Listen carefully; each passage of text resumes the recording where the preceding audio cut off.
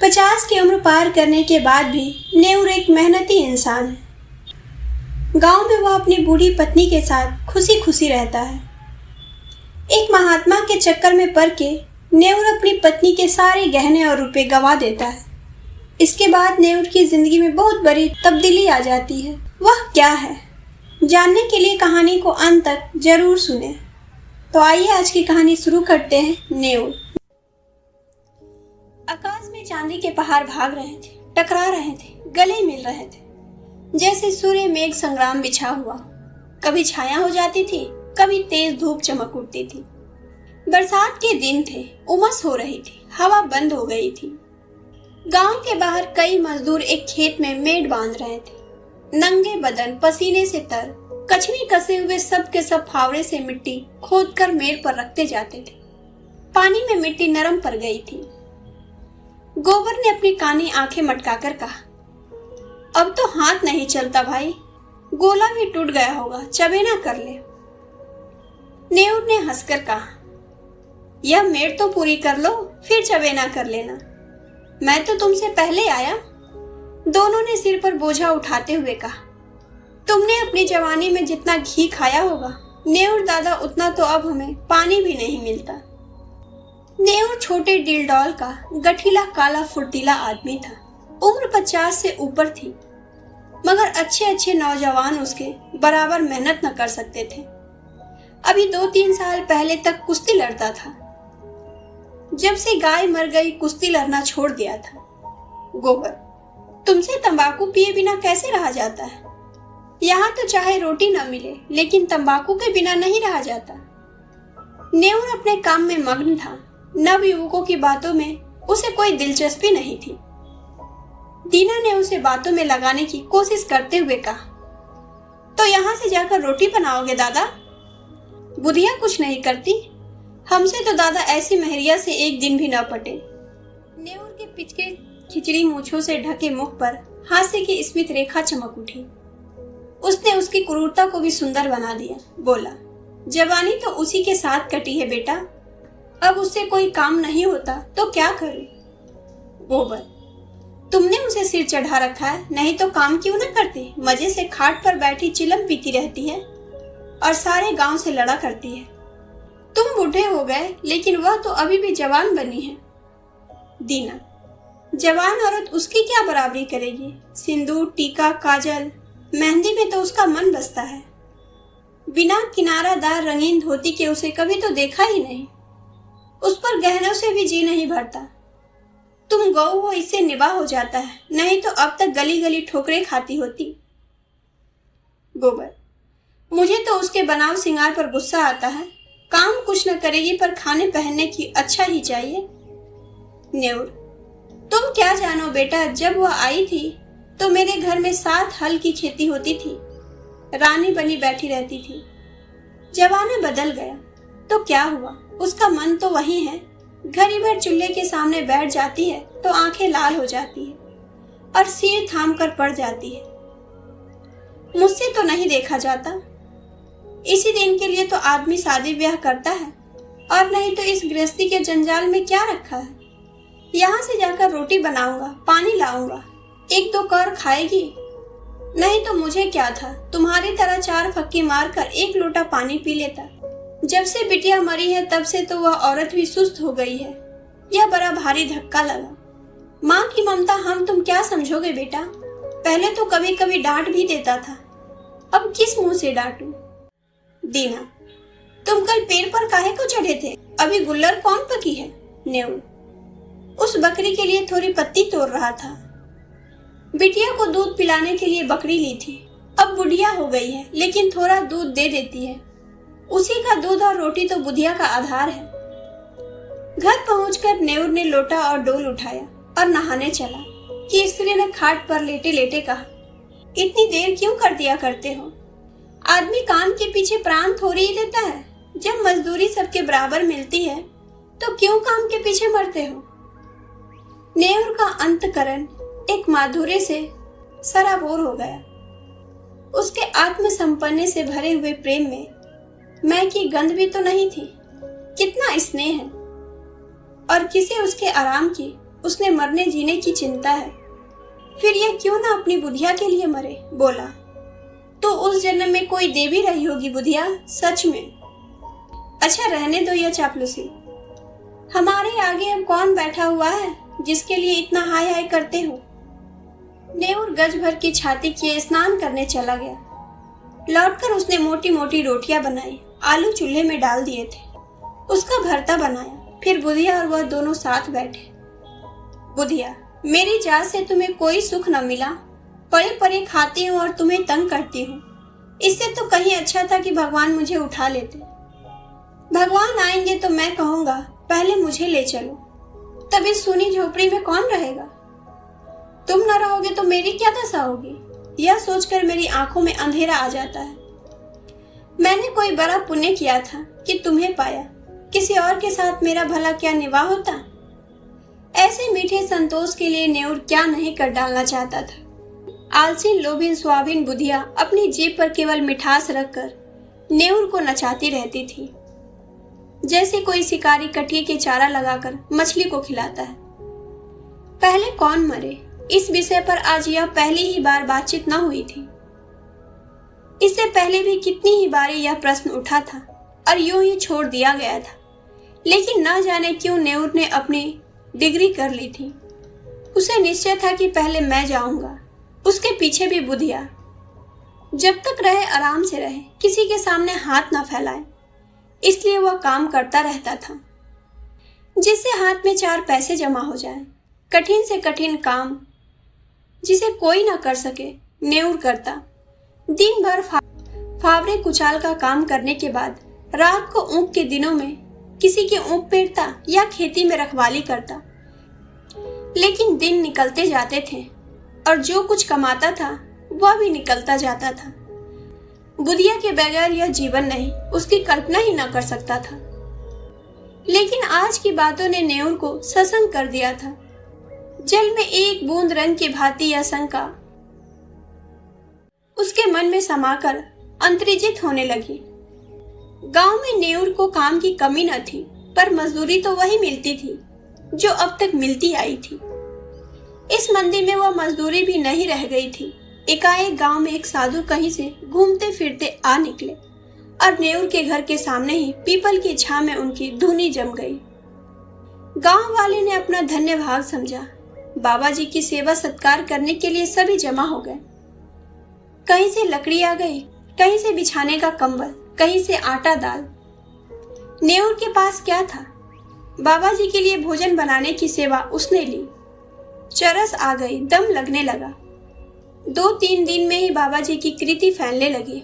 वह आत्मदर्शी है, भूत भविष्य सब बता सकते हैं। लोग तो छू नहीं पाया, पैसा हाथ से नहीं छूते, और भोजन भी क्या करते हैं। 8 पहर में 1-2 रोटियां खा ली, लेकिन मुख दीपक की तरह दमक रहा है।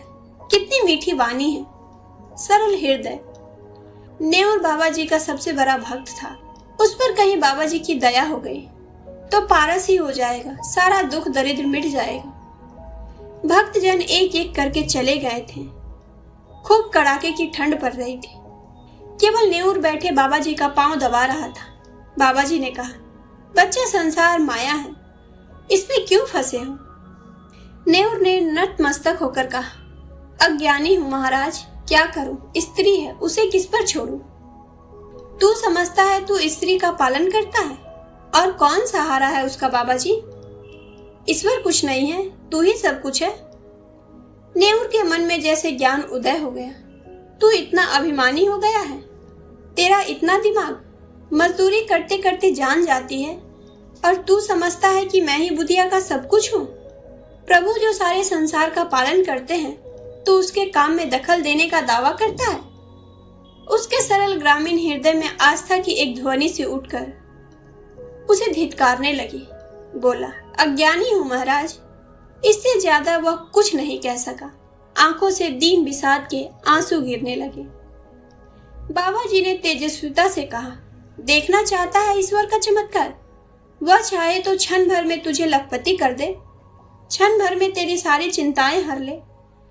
मैं उसका एक तुच्छ भक्त हूँ, काकविष्टा, लेकिन मुझ में भी इतनी शक्ति है कि तुझे पारस बना दूं।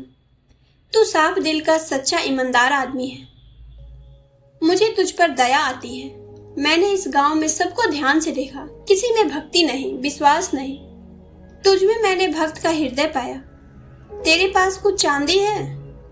नेउर को जान पड़ रहा था कि सामने स्वर्ग का द्वार है। 10-5 रुपए होंगे महाराज। कुछ चांदी के टूटे फूटे गहने नहीं है? घरवाली के पास कुछ गहने हैं। कल रात को जितनी चांदी मिल सके यहाँ ला और ईश्वर की प्रभुता देख। तेरे सामने मैं चांदी को हांडी में रखकर इसी धूनी में रख दूंगा। प्रातः काल आकर हांडी निकाल लेना, मगर इतना याद रखना कि उन असफियों को अगर शराब पीने में, जुआ खेलने में या किसी दूसरे बुरे काम में खर्च किया तो कोढ़ी हो जाएगा। अब जा, सो जा। हाँ, इतना और सुन ले, इसकी चर्चा किसी से मत करना, घरवाली से भी नहीं। नेउर घर चला। ऐसा प्रसन्न था मानो ईश्वर का हाथ उसके सिर पर है। रात भर उसे नींद नहीं आई। सवेरे उसने कई आदमियों से 2-2, 4-4 रुपए उधार लेकर 50 रुपए जोड़े। लोग उसका विश्वास करते थे। कभी किसी का एक पैसा भी न दबाया था। वादे का पक्का, नीयत का साफ, रुपए मिलने में दिक्कत न हुई। 50 रुपए उसके पास थे। बुधिया के गहने कैसे ले? चाल चली, तेरे गहने बहुत मैले हो गई है, खटाई से साफ कर ले। रात भर खटाई में रखने से नए हो जाएंगे। बुधिया चमके में आ गई। हारी में खटाई डालकर गहने भिगो दिए। जब रात को वह सो गई तो नेउर ने रुपए भी उसी हाड़ी में डाल दिए और बाबा जी के पास पहुंचा।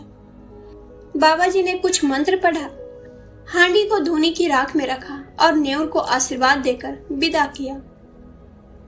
रात भर करवटें बदलने के बाद नेउर मुंह अंधेरे बाबा के दर्शन करने गया, मगर बाबा जी का कहीं अता पता न था। अधीर होकर उसने धूनी की जलती हुई राख टटोली। हांडी गायब थी। छाती धक धक करने लगी। बदहवास होकर बाबा को खोजने लगा। हार की तरफ गया, तालाब की ओर पहुंचा। 10-20 मिनट, आधा घंटा बाबा का कहीं निशान नहीं। भक्त आने लगे। बाबा कहाँ गए? कंबल भी नहीं, बर्तन भी नहीं। भक्त ने कहा, रमते साधुओं का क्या ठिकाना, आज यहाँ कल वहां, एक जगह रहे तो साधु कैसा, लोगों से हेल मेल हो जाए, बंधन में पड़ जाए। सिद्धि थे, लोग तो छू नहीं गया। नेउर कहाँ है? उस पर बड़ी दया करते थे, उससे कह गए होंगे। नेउर की तलाश होने लगी, कहीं पता नहीं। इतने में बुधिया नेउर को पुकारती हुई घर में से निकली। फिर कोलाहल मच गया। बुधिया रोती थी और नेउर को गालियां देती थी। नेउर खेतों की मेड़ पर बेतहासा भागता चला जाता था, मानो इस पापी संसार से निकल जाएगा। एक आदमी ने कहा, नेउर ने कल मुझसे 5 रुपए लिए थे, आज सांझ को दे देने को कहा था। दूसरा, हमसे भी 2 रुपए आज के ही वादे पर लिए थे। बुधिया रोई, दाढ़ी गाज मेरे सारे गहने ले गया। 25 रुपए रखे थे, वह भी उठा ले गया। लोग समझ गए बाबा कोई धूत था, नेउर को साझा दे गया। ऐसे ऐसे ठग पड़े हैं संसार में। नेउर के बारे में किसी को ऐसा संदेह नहीं था। बेचारा सीधा आदमी, आया गया मिट्टी में, मारे लाज के कहीं छिपा बैठा होगा। इसी तरह 3 महीने गुजर गए। झांसी जिले में धसान नदी के किनारे एक छोटा सा गांव है, काशीपुर। नदी के किनारे एक पहाड़ी टीला है। उसी पर कई दिन से एक साधु ने अपना आसन जमाया है। नाटे कद का आदमी है, काले तवे का सा रंग, देह गठी हुई। यह नेउर है जो साधु वेश में दुनिया को धोखा दे रहा है। वही सरल निष्कपट नेउर जिसने कभी पराये माल की ओर आंख नहीं उठाई, जो पसीने की रोटी खाकर मग्न था। घर की, गांव की और बुधिया की याद एक क्षण भी उसे नहीं भूलती। इस जीवन में फिर कोई दिन आएगा कि वह अपने घर पहुंचेगा और फिर उस संसार में हंसता खेलता अपनी छोटी छोटी चिंताओं और छोटी छोटी आशाओं के बीच आनंद से रहेगा। वह जीवन कितना सुखमय था।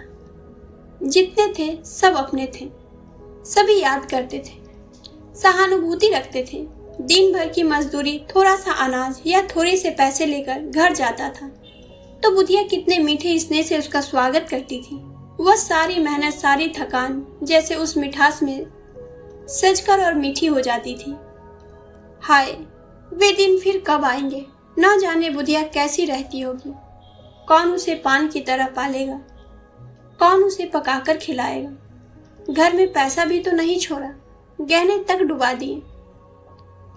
तब उसे क्रोध आता कि उस बाबा को कहीं पा जाए तो कच्चा ही खा जाए। हाय रे लोग! उसके अनंत भक्तों में एक सुंदरी युवती भी थी। उसके पति ने उसे त्याग दिया था। उसका बाप फौजी पेंशन था। एक पढ़े लिखे आदमी से लड़की का विवाह किया, लेकिन लड़का माँ के कहने में था और युवती की अपनी सास से न पड़ती थी। वह चाहती थी शौहर के साथ सास से अलग रहे। शौहर अपनी माँ से अलग होने पर राजी न हुआ। बहू रूठकर मैके चली आई। तब से 3 साल हो गए थे और ससुराल में से एक बार भी बुलावा न आया, न पति देव ही आए। युवती किसी तरह पति को अपने वश में कर लेना चाहती थी। महात्माओं के लिए किसी का दिल फेर देना ऐसा क्या मुश्किल है? हाँ, उनकी दया चाहिए। एक दिन उसने एकांत में बाबा जी से अपनी विपत्ति कह सुनाई। नेउर को जिस शिकार की ठो थी वह आज मिला हुआ जान पड़ा। गंभीर भाव से बोला, बेटी, मैं न सिद्ध हूँ, न महात्मा, न मैं संसार के झमेले में पड़ता हूँ। तेरी श्रद्धा और प्रेम देखकर तुझ पर दया आती है। भगवान ने चाहा तो तेरा मनोरथ पूरा हो जाएगा। आप समर्थ हैं और मुझे आपके ऊपर विश्वास है। भगवान की जो इच्छा होगी वही होगी। इस अभाग्नि की डोगी आप ही पार लगा सकते हैं। भगवान पर भरोसा रखो। मेरे भगवान तो आप ही हो। नेउर ने मानो धर्म संकट में पड़कर कहा, लेकिन बेटी, उसके काम में बड़ा अनुष्ठान करना पड़ेगा और अनुष्ठान में सैकड़ों हजारों का खर्च है। उस पर भी तेरा काज सिद्ध होगा या नहीं, यह मैं नहीं कह सकता। हाँ, मुझसे जो कुछ हो सकेगा मैं कर दूंगा, पर सब कुछ भगवान के हाथ में है। मैं माया को हाथ से नहीं छूता, लेकिन तेरा दुख देखा नहीं जाता। उसी रात को युवती ने अपने सोने के गहनों की पिटारी लाकर बाबा जी के चरणों पर रख दी। बाबा जी ने कांपते हुए हाथों से पिटारी खोली और चंद्रमा के उज्जवल प्रकाश में आभूषणों को देखा। उसकी आंखें झपक गई। यह सारी माया उनकी है। वह उसके सामने हाथ बांधे खड़ी कर रही है। मुझे अंगीकार कीजिए। कुछ भी तो करना नहीं है, केवल पिटारी लेकर अपने सिरहाने रख लेना है और युवती को आशीर्वाद देकर विदा कर देना है। प्रातः काल वह आएगी। उस वक्त वह इतनी दूर होंगे जहां तक उनकी टांगे ले जाएगी। ऐसा आशातिल्य सौभाग्य। जब यह रुपये से भरी थैली लेकर गांव पहुंचेंगे और बुधिया के सामने रख देंगे, ओह, इससे बड़े आनंद की तो कल्पना भी नहीं कर सकते। लेकिन ना जाने क्यों इतना जरा सा काम भी उससे नहीं हो सकता। वह पिटारी को उठाकर अपने सिरहाने कंबल के नीचे दबाकर नहीं रख सकता है। कुछ नहीं, पर उसके लिए असूझ है, असाध्य है। वह उस पिटारी की ओर हाथ भी नहीं बढ़ा सकता। हाथों पर उसका कोई बस नहीं। जाने दो, हाथ जुबान से तो कह सकता है। इतना कहने में कौन सी दुनिया उल्टी जाती है कि बेटी इसे उठाकर इस कंबल के नीचे रख दे। जुबान कट तो न जाएगी, मगर अब उसे मालूम होता है कि जुबान पर भी उसका काबू नहीं है। अंगुलियों के इशारे से भी यह काम हो सकता है, मगर इस समय आंखें भी बगावत कर रही है। मन का राजा इतने मंत्रियों और सामंतों के होते हुए भी असक्त है, निहीर है। लाख रुपए की थैली सामने रखी हो, नंगी तलवार में हाथ हो, गाय मजबूत रस्सी से सामने बंधी हो, क्या उस गाय की गर्दन पर उसके हाथ उठेंगे? कभी नहीं। वह परित्यक्ता उसे उसी गऊ की तरह लग रही थी जिस अवसर को वह 3 महीने से खोज रहा है। उसे पाकर आज उसकी आत्मा कांप रही है। तृष्णा किसी अन्य जंतु की भांति अपने संस्कार से आखेट प्रिय है, लेकिन जंजीरों से बंधे बंधे उसके नख गिर गए हैं और दांत कमजोर हो गए हैं। उसने रोते हुए कहा, बेटी, पिटारी को उठा ले जाओ। मैं तुम्हारी परीक्षा कर रहा था। तुम्हारा मनोरथ पूरा हो जाएगा। चांद नदी के उस पार वृक्षों की गोद में विश्राम कर चुका था। नेउर सीधे से उठा और धसान में स्नान करके एक और चल दिया। भभूत और तिलक से उसे घृणा हो रही थी। उसे आश्चर्य हो रहा था कि वह घर से निकला ही कैसे। थोड़े से उपहास के भय से उसे अपने अंदर एक विचित्र उल्लास का अनुभव हो रहा था। मानो वह बेड़ियों से मुक्त हो गया हो, कोई बहुत बड़ी विजय की हो। 8वें दिन नेऊर अपने गांव पहुंच गया। लड़कों ने दौड़कर उछल कूद कर उसकी लकड़ी उसके हाथ से छीनकर उसका स्वागत किया। एक लड़के ने कहा, काकी तो मर गई दादा। नेऊर के पांव जैसे बंध गए, मुंह के दोनों कोने नीचे झुक गए, दीन बिसाद आंखों में चमक उठी। कुछ बोला नहीं, कुछ पूछा भी नहीं। पल भर जैसे निस्तंभ खड़ा रह गया, फिर बड़ी तेजी से अपनी झोपड़ी की ओर चला। बालकन भी उसके पीछे दौड़े, मगर उनकी शरारत और चंचलता भाग गई थी। झोपड़ी खुली पड़ी थी, बुढ़िया की चारपाई जहां की तहां थी। उसकी चिलम और नारियल ज्यों के त्यों धरे हुए थे। एक कोने में 2-4 मिट्टी और पीतल के बर्तन पड़े हुए थे। लड़के बाहर ही खड़े रह गए। झोपड़ के अंदर कैसे जाए, वहां बुधिया बैठी है। गांव में भगदड़ मच गई। नेऊर दादा आ गए। झोपड़ी के द्वार पर भीड़ लग गई। प्रश्नों का तात बांध गया। तुम इतने दिन कहाँ थे दादा? तुम्हारे जाने के बाद तीसरे दिन काकी चल बसी। रात दिन तुम्हें गालियां देती थी, मरते मरते तुम्हें कोसी रही थी। तीसरे दिन आए तो मरी पड़ी थी। तुम इतने दिन कहाँ रहे? नेऊर ने कोई जवाब न दिया, केवल शून्य निराश करुण आहत नेत्रों से लोगों की ओर देखता रहा, मानो उसकी बातें हर ली गई हो। उस दिन से किसी ने उसे बोलते रोते या हंसते नहीं देखा। गांव से आधा मील पर पक्की सड़क है, अच्छी आमद रफ्तार है। नेऊर बड़े सवेरे जाकर सड़क के किनारे एक पेड़ के नीचे बैठ जाता है। किसी से कुछ मांगता नहीं है, पर राहगीर कुछ न कुछ दे ही देते हैं। चबेना, अनाज, पैसे। संध्या समय वह अपनी झोपड़ी में आ जाता है, चिराग जलाता है, भोजन बनाता है, खाता है और उसी खाट पर पड़ा रहता है। उसके जीवन में जो एक संचालक शक्ति थी, वह लुप्त हो गई है। वह अब केवल जीवधारी है। कितनी गहरी मनोव्यथा है। गांव में प्लेग आया है, लोग घर छोड़ छोड़ कर भागने लगे। नेऊर की अब किसी को परवाह न थी, न किसी को उससे भय था, न प्रेम। सारा गांव भाग गया। नेऊर ने अपनी झोपड़ी न छोड़ी। तब होली आई, सबने खुशियां मनाई। नेऊर अपनी झोपड़ी से निकला और आज भी वह उसी पेड़ के नीचे सड़क के किनारे उसी तरह मौन बैठा हुआ नजर आता है, निश्रेष्ठ निजीव। तो दोस्तों, यह थी मुंशी प्रेमचंद जी की लिखी कहानी नेऊर। मैं हूँ पूनम कुमारी। फिर मिलेंगे एक नई कहानी के साथ। तब तक के लिए सुनते रहिए, सीखते रहिए और मुस्कुराते रहिए। नमस्कार।